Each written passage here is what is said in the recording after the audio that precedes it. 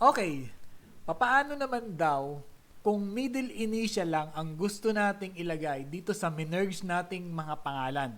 Doon kasi sa nauna nating ginawang video, full name yung output natin from first name, middle name, at saka surname. At meron pang nag-comment, papaano naman daw kung walang middle name?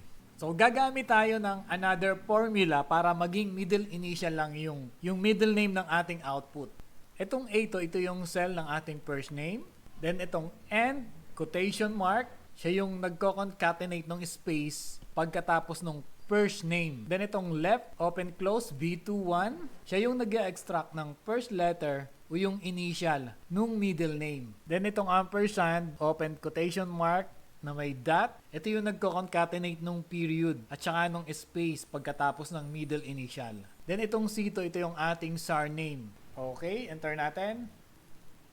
At ayun, naging middle initial na yung ating middle name. E paano naman daw kapag walang middle name? Kung walang middle name, mag-a-add lang tayo dun sa function ng condition para ma-handle natin yan.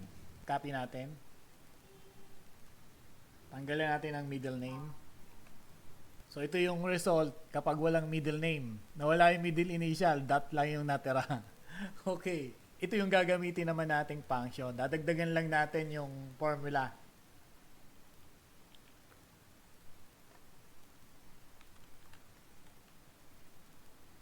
A3 and B3 and B3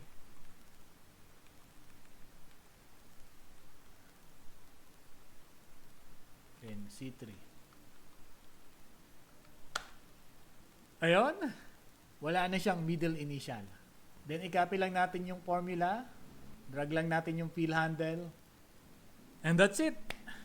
Madali lang siyang gawin kapag alam mo, mahirap kapag hindi natin alam, kaya keep on learning. Follow my Facebook page and subscribe to my YouTube channel for more tutorials. So, paano naman daw pagsamahin ang first name, middle name, at surname sa iisang cell?